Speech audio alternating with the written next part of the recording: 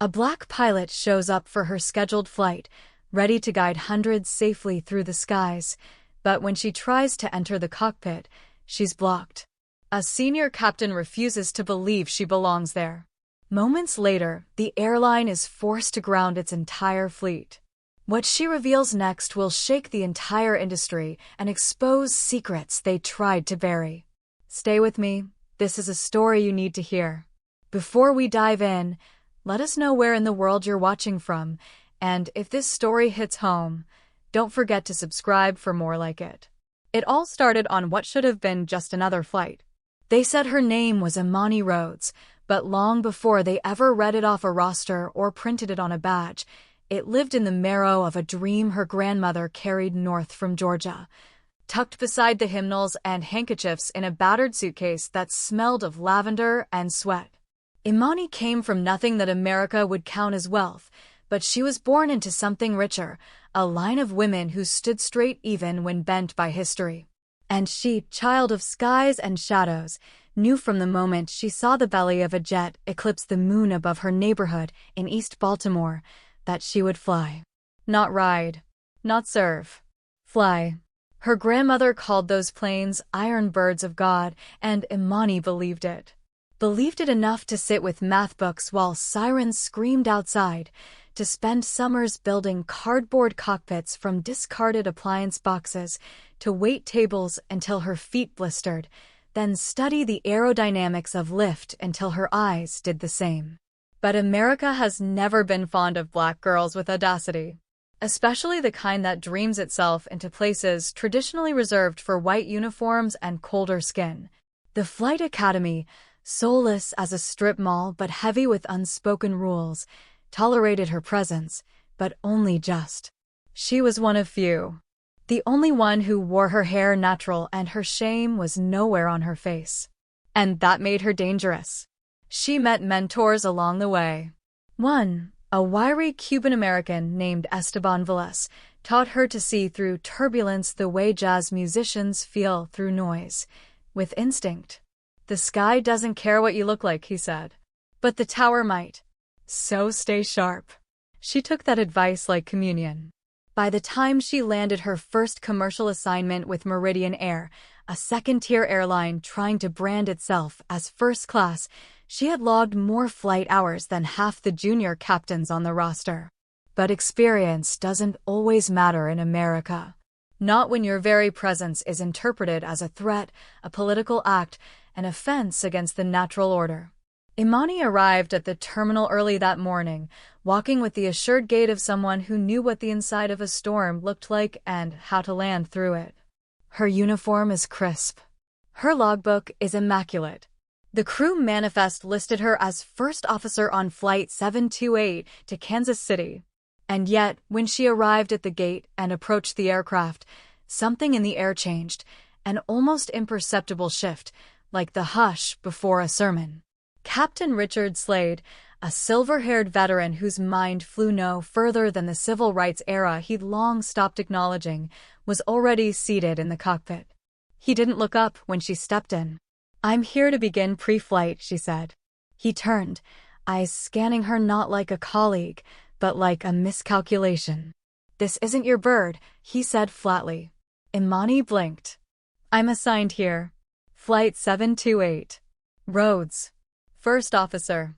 He tapped the binder without looking at it. "This flight needs experience." She hesitated. "Sir, I have 1,900 hours logged. Flight sim scores in the 98th percentile. I'm cleared." Fully.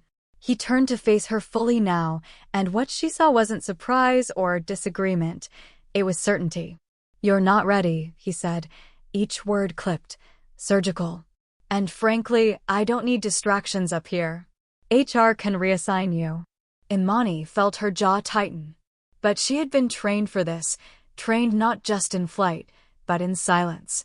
In surviving what she could not immediately confront. She nodded slowly, backed out of the cockpit, and stood for a moment on the jet bridge, trying to decide if she was breathing or braking. It wasn't the first time. But it might be the last. Back in the crew lounge, she tried to file a quiet protest. A manager, a black man in a navy blazer who wore his compliance like cologne, smiled sympathetically and told her, "Don't escalate. You're still new. Play the long game." Imani didn't respond, because the long game was just another name for slow death. That night, she sat in her one-bedroom apartment, looking at a half-filled journal of cockpit sketches she'd drawn as a teenager. The clouds, the dials, the symmetry of flight. She didn't cry. She didn't rage. She did what her grandmother would have done. She began to take notes. On everything. Flight logs. Maintenance delays. The whispered complaints of attendants about faulty seals. The mechanic's nervous laughter about skipping inspections to make up time. The sudden downgrading of safety checklists in the name of efficiency. She had seen enough. It was no longer about pride. It was about survival. Not just hers, but for every passenger who thought the wings were trustworthy simply because they were beautiful. By the time she laid her head down to sleep, a quiet kind of war had begun. It would be of reckoning. It is a curious thing how America pretends not to see what it has trained itself to ignore. How it can clothe itself in the language of progress while keeping its hands buried in the old soil, fingers still wet with the blood of denial. Imani Rhodes understood this, not because someone taught her in a classroom, but because she lived it. Every shift, every gate, every time she walked past the rows of pilots with pale faces and paler assumptions. She carried 2 bags, one filled with flight manuals and the other filled with silence she could no longer afford to keep.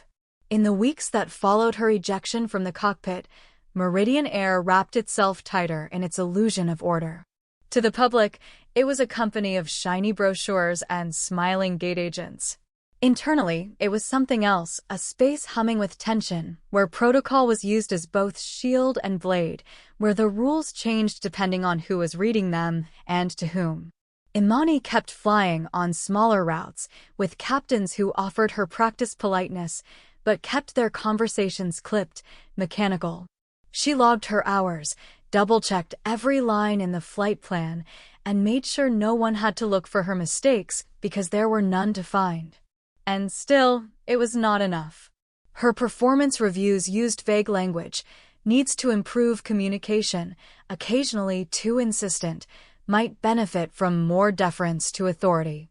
But behind each note was a whisper, she doesn't know her place. Not in the cockpit. Not in the culture. Not in a world still beholden to a lie that black women cannot hold both competence and command. It was in that quiet resistance that the story began to gather weight. Her confidant in those days was an older flight attendant named Miss Lella, a woman with salt and pepper curls and a voice like gravel dipped in honey. She had been with the airline since the 1980s, long enough to have watched promises rise and fall like turbulent air. "You got eyes, baby," she told Imani one evening over coffee in the terminal. "And eyes are dangerous in a place like this. Folks around here got used to seeing only what they're told. You keep staring too long at the truth, they gon' say you're the problem." Imani nodded. She didn't need wisdom explained, only confirmed. Then came the storm. A maintenance log came across her desk before a scheduled flight to Detroit. It was routine until she noticed a discrepancy. A hydraulic line had been marked for inspection, but the signature box was blank. No initials. No timestamp. Just a checkmark hanging in the air like a lie waiting to be told. She brought it to the captain, this time, a middle-aged man named Bill Conroy, who greeted her with a forced smile and eyes that never quite settled. "We're cleared to go," he said dismissively. "Ground says it's a clerical glitch." "I understand," Imani replied evenly. "But FAA regs require all maintenance actions to be properly signed off. We need that documented before we can push back." Conroy stiffened. "Look, I know you're trying to prove something, but let's not get bogged down in paperwork. These things happen. You'll learn." And there it was again, that quiet condescension, that tone too often used to train black women into submission. Not through shouting, but through the slow erosion of their certainty. But Imani did not bend. "I'm not trying to prove anything," she said. I'm trying to follow the rules. If the paperwork is not complete, we don't fly. That's not defiance. That's policy. Conroy's smile faded. He stood, walked out of the cockpit, and made a call that delayed the flight by 37 minutes. The log was signed. The issue is minor.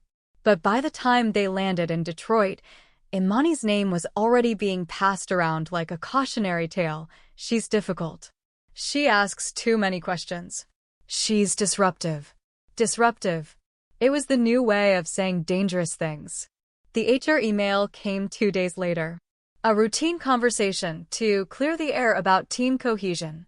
The woman who met her wore a silk blouse and a fragile expression.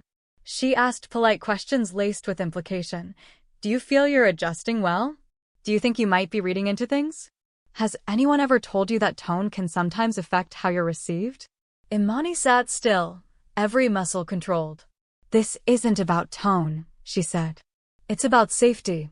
About the fact that I'm being treated differently because I do my job exactly as I was trained to do it. If I were someone else, you'd be calling me thorough. Not difficult. The woman blinked, shifted in her chair, wrote something down she would never show. After the meeting, Imani found her locker had been moved. Her nameplate replaced with a misspelled tag. She asked the operations clerk and was told, just streamlining space. But it wasn't about space. It was about sending a message.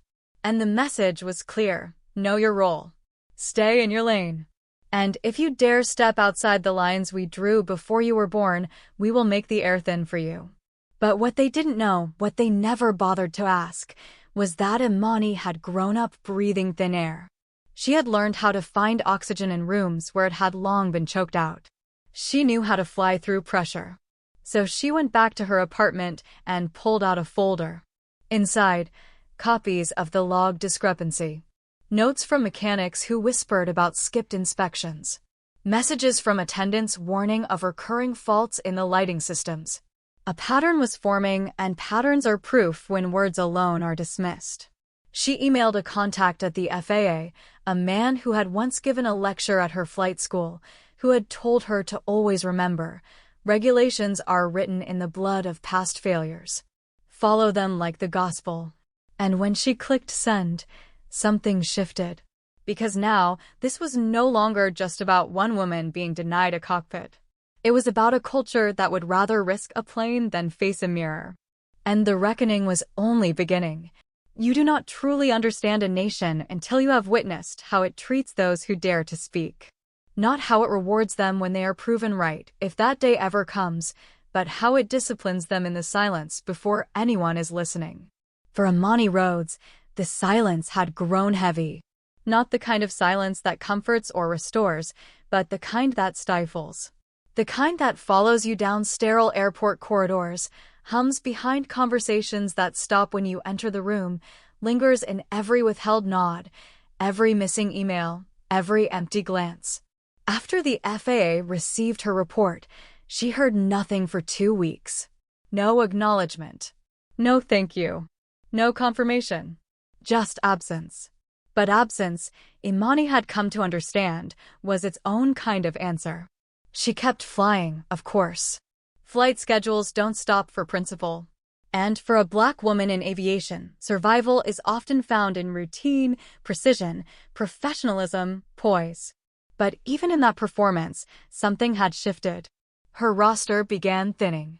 Once paired regularly with experienced captains, she was suddenly reassigned to unfamiliar names, some of whom barely concealed their suspicion. She walked into cockpits now like she was trespassing. Captain Vance, a man in his late 50s with aviator sunglasses and a jaw that seemed carved from resentment, greeted her one morning with a look that said more than words ever could. "You're the one who likes paperwork," he muttered as she slid into the right seat. Imani didn't answer. Because to answer would be to legitimize the insult. The flight was smooth, technically flawless.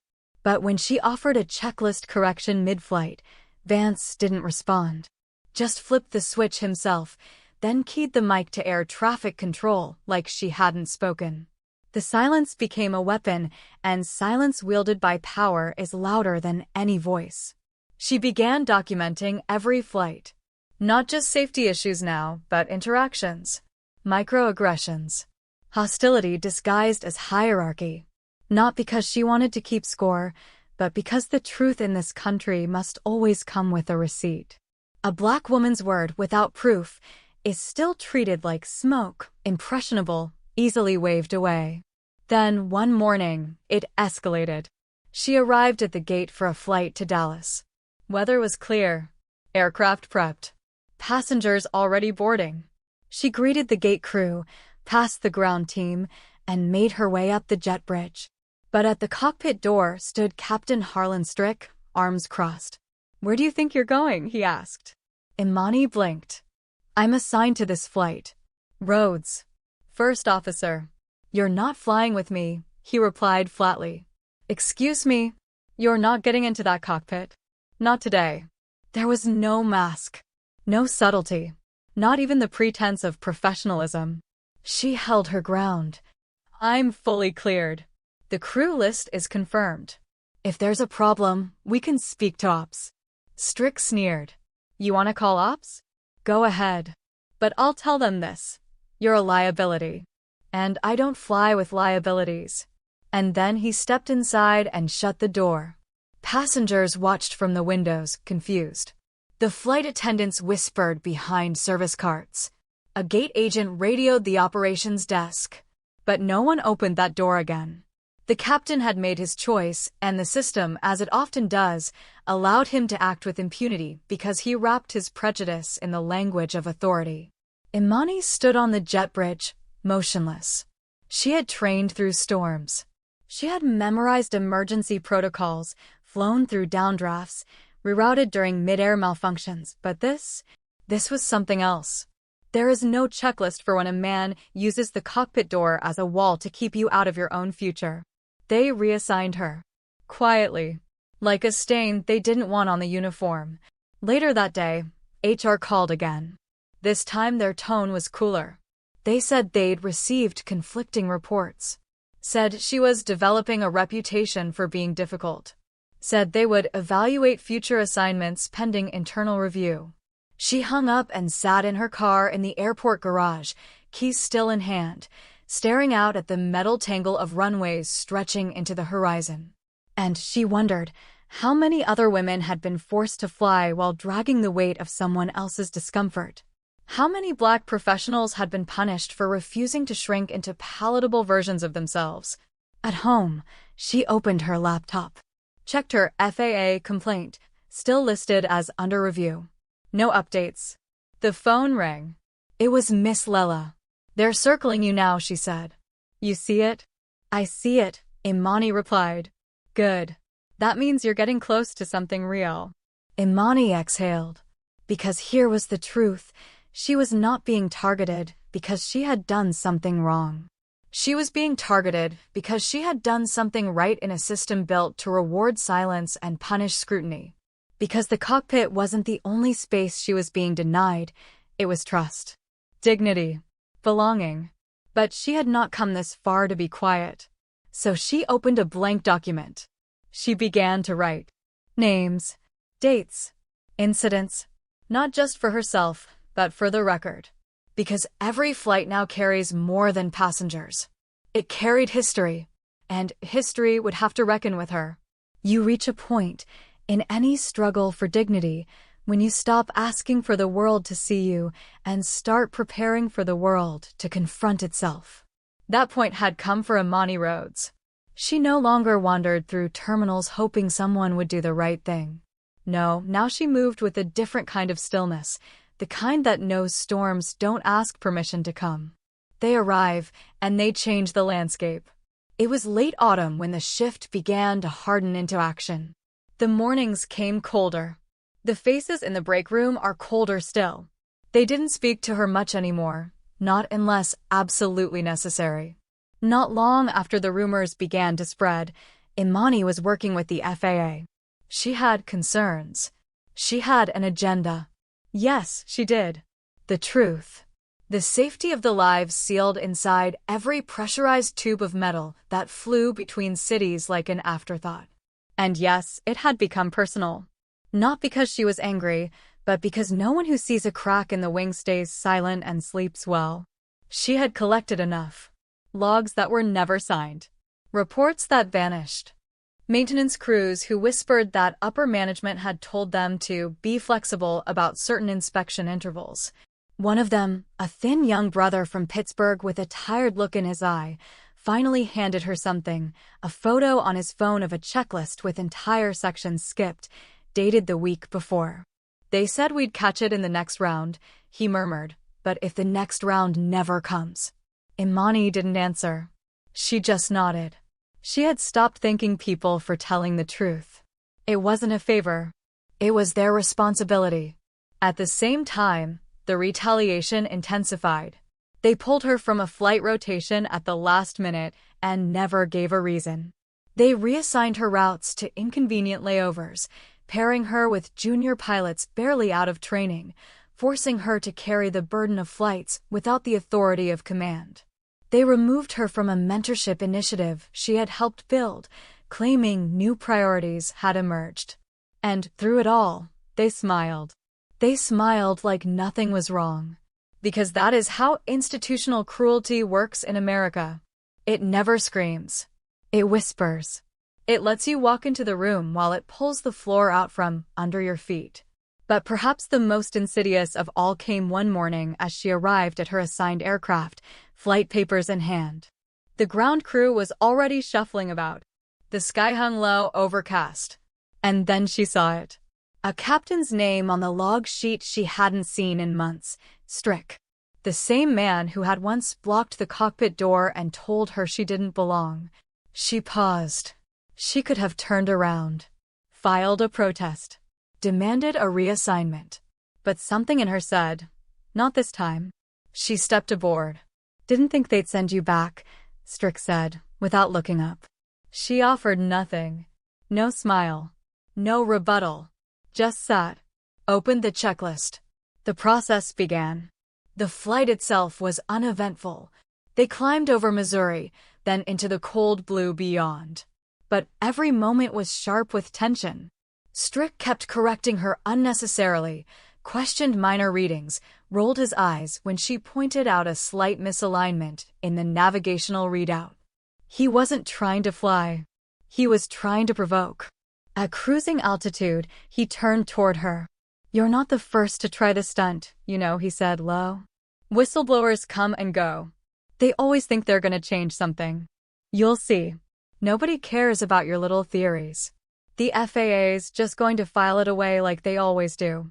Imani looked at him. Not with anger. Not with fear. But with clarity. You're wrong, she said. Oh yeah, he sneered. They don't care, she said, until the plane goes down. And then suddenly everyone's looking for someone who tried to say something. I'm going to make sure I'm that someone. Silence followed. The flight landed without incident. But that conversation was the final piece. She submitted her full report to the FAA. Names, dates, logs, internal communications she had been forwarded anonymously. And now, that conversation, verbatim. She knew retaliation would come. It did. Within the week, she was summoned to a disciplinary review. The notice used all the right phrases, performance concerns, interpersonal friction, patterns of behavior. But it was clear what it was. The system had been scratched, and it bled authority. She walked into the room like her grandmother once walked into churches that refused her kind, knowing that righteousness did not come from who built the house, but from who spoke the truth within it. There were 3 people seated, a VP of operations, a corporate lawyer, and a woman from HR whose nameplate sat like a judgment in front of her. They asked questions.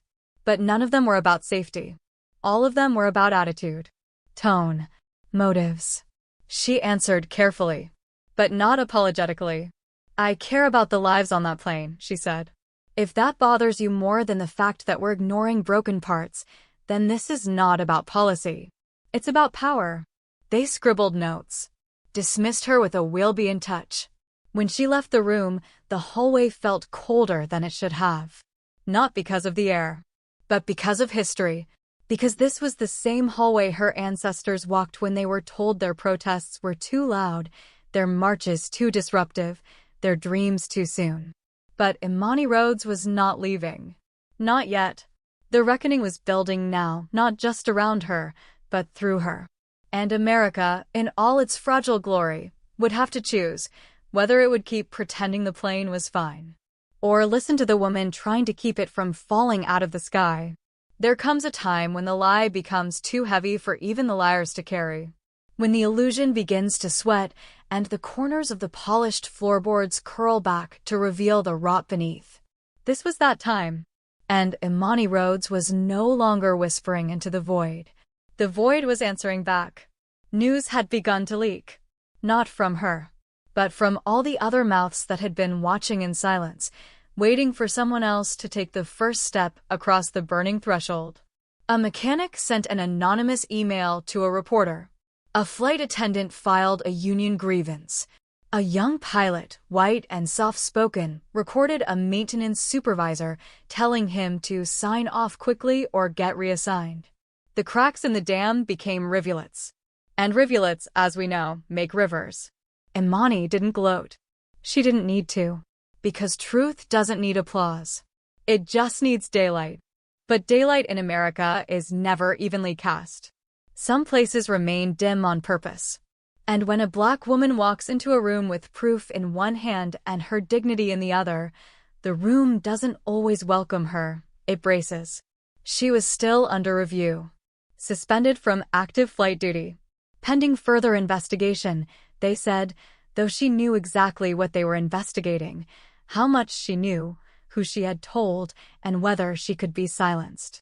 They took her badge, her flight ID, even her access to the lounge where she once shared coffee with colleagues who now watched her like a contagion in uniform. And still, she showed up.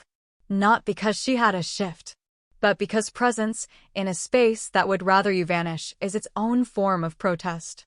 She sat in the public terminal, civilian clothes, watching the aircraft taxi past the glass. A child looked up from a nearby seat and asked his mother, "Why is that lady looking at the planes like that?" The mother glanced sideways, shrugged, and said, "Maybe she misses being up there." She was right. But the missing didn't come from nostalgia. It came from betrayal. She had given her whole life to the air, and now the air was being rationed, sold, monetized, stripped of meaning by men who believed punctuality mattered more than people. It was Bianca, her old friend in the cabin crew, who reached out first. "They're scared," she said. "Not of you. Of the spotlight." Imani raised an eyebrow. "Then let's widen it." Bianca nodded. And together they began reaching out. First to the union. Then to the media. Then to the FAA investigators she had once emailed in desperation. The story, once confined to crew lounges and whispered warnings, began to take shape. A headline. A segment. A scandal. America loves a scandal, so long as it doesn't require it to change.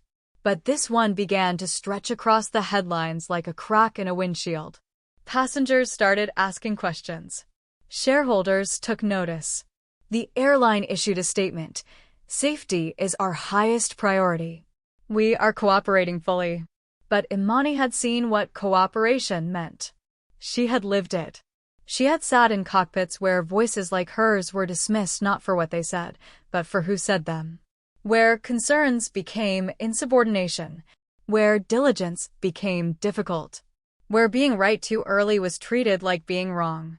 And now, the reckoning was no longer just personal, it was structural.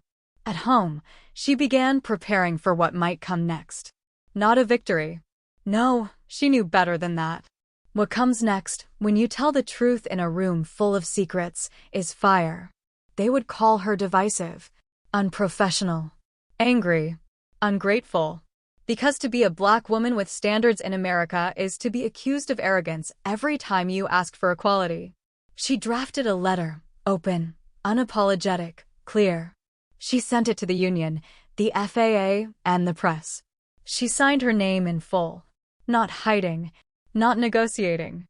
And when the story broke, front page, evening news, talk radio, the airline could no longer pretend. Imani Rhodes was not a disgruntled employee. She was a pilot. And the cockpit she had once been barred from had now become a platform. And the words she had been told to keep inside now roared through the terminals like engine fire. This was no longer just about a faulty maintenance log. It was about the maintenance of a lie. A lie that said she was lucky to be here. That said blackness was a burden the sky had no place for. That said, if she just smiled more, nodded more, disappeared more, everything would be fine. But Imani Rhodes had stopped disappearing. And America, especially the part of it that still liked to pretend its skies were free, would have to look her in the eye and decide whether it wanted safety or silence. And either way, the clock was ticking. It is a brutal education, learning what this country will permit when no one is looking, and what it will punish when you dare to look too closely. For Imani Rhodes, the lesson was now a daily ritual. Each morning brought not clarity, but a thickening fog of corporate half-truths and rehearsed denials. And beneath it all, beneath the press statements and smiling HR emails, was a truth so old it had begun to rot. America does not mind your excellence. It only matters when you demand to be treated equally because of it. The airline had gone from silent to vicious. Within days of her letter going public, they called her into a second disciplinary hearing, this one framed as a last review before termination. They called it a routine process. They always do. But nothing about it was routine. There were 5 people in the room this time, not 3. 2 from legal, 1 from PR, and a vice president who hadn't even bothered to remove his sunglasses as he leafed through her file. They called her disruptive. They called her insubordinate. They called her emotionally compromised. But they never called her correct, though every document she'd submitted said she was. Imani didn't raise her voice. Because rage, when you're a black woman in America, is a trap disguised as truth. I've reported safety violations, she said evenly. I've done my job. If I were a white man, you'd call it integrity. But since I'm not, you're calling it a liability. They shifted in their chairs. They didn't deny it. They didn't have to. Racism rarely wears a name tag. The decision came 3 days later, suspension, pending further review. Again. But everyone knew what it meant. They were trying to bury her without firing her, hoping the pressure would make her walk away on her own. That way, they could tell the public she left voluntarily, while privately congratulating themselves for protecting the brand. But Imani was not walking away. She had grown up in a country that asked black children to forgive what it never acknowledged. She had been told to be twice as good, smile twice as wide, and speak half as much. And she had done all that. It still hadn't been enough. Now it was time to stop surviving and start fighting. The media fire was growing. News anchors referred to her by name. The pilot who spoke up. The woman who grounded a system. Some praised her. Others dismissed her. A few called her dangerous because truth, when spoken from the wrong mouth, always is. She received hate mail. You're ruining a good company. You should be grateful you were even hired. People like you don't belong in cockpits. But she also received letters from pilots who had never dared to speak. From mothers who had buried sons in silent crashes. From old black women who watched the news from their kitchen tables and whispered, "Lord, protect her." There was a shift in the air. And then, finally, the FAA responded, not with words, but with action. A surprise audit. An unscheduled grounding. They began pulling maintenance logs, interviewing flight crews, inspecting aircraft that had passed inspection too easily. The airline panicked. Executives convened emergency meetings. Lawyers were summoned. The same men who once scoffed at her concerns now held press conferences urging the public to trust the process. But the public was watching, and the truth no longer needed her alone to carry it. Imani watched all this from a small kitchen in her grandmother's old house, where she had retreated for rest and memory.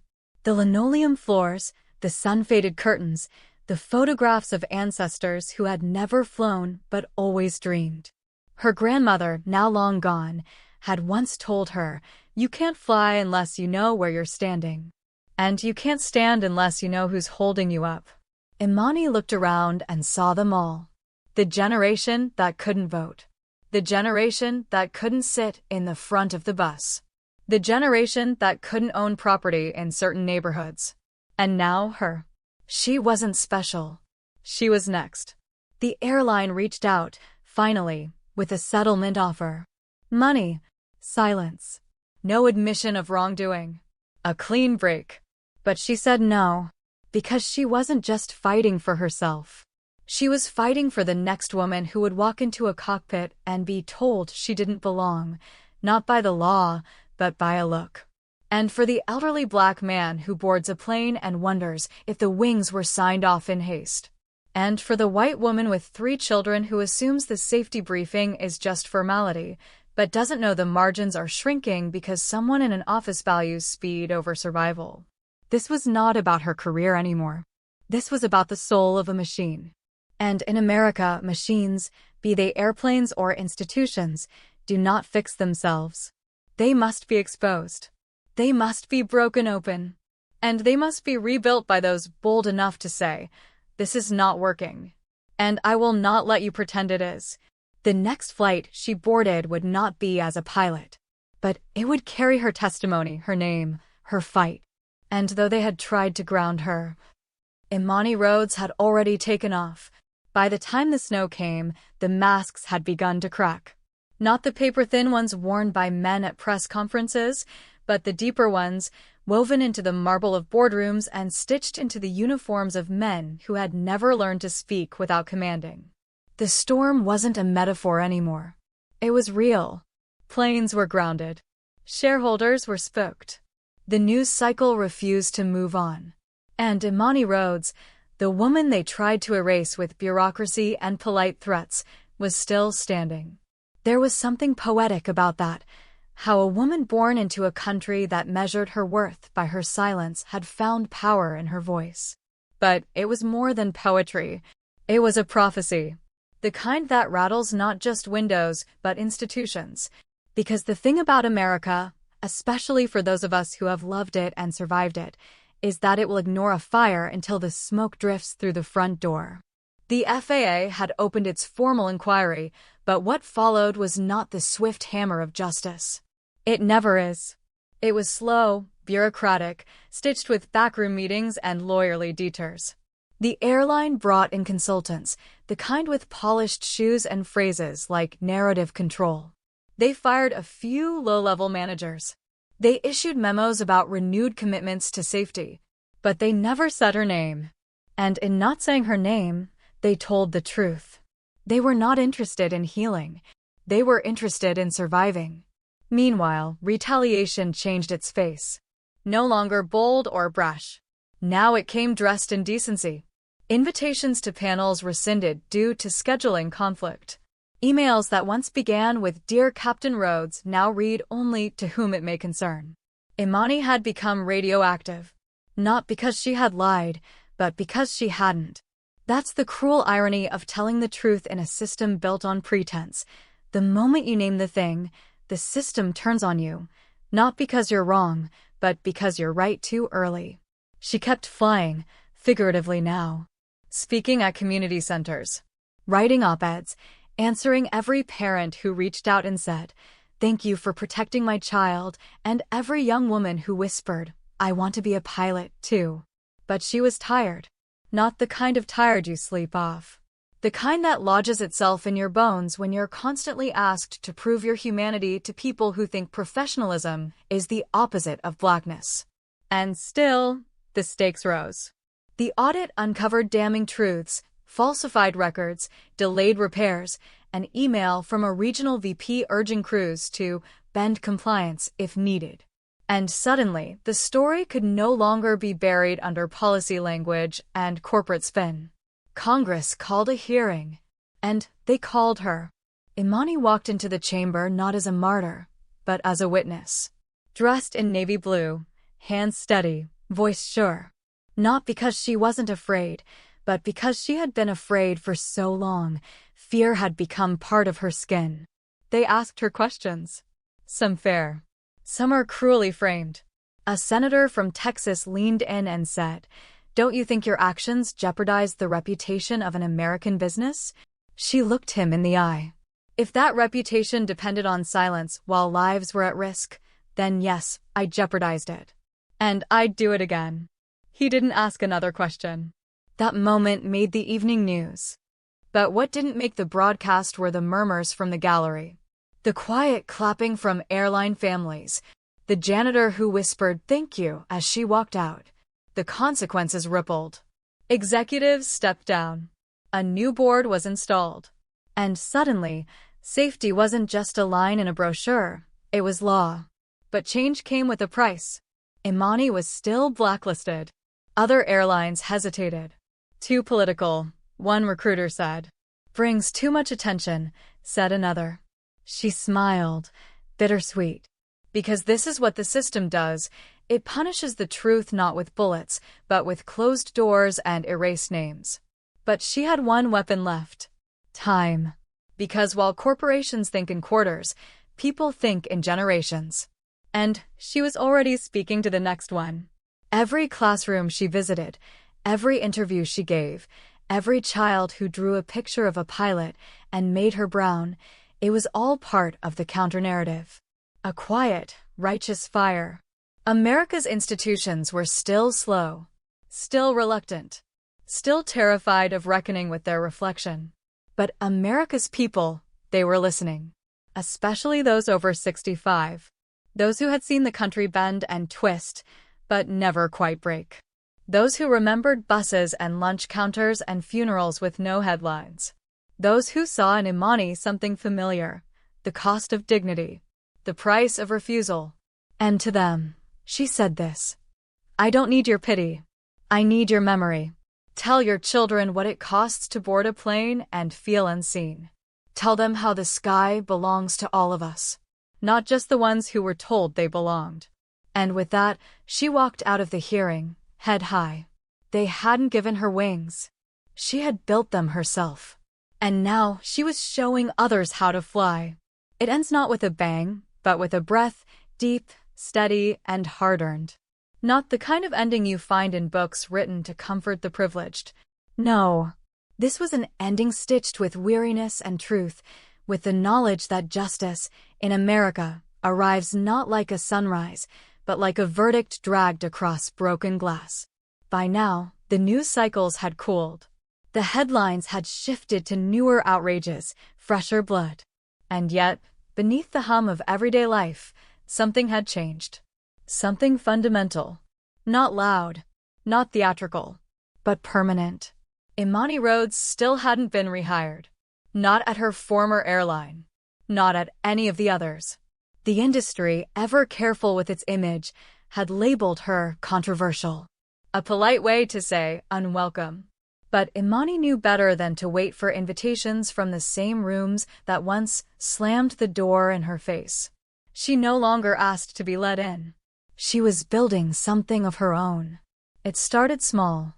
A free mentorship program for Black girls in STEM. Then a nonprofit. Then a traveling seminar. The sky isn't neutral.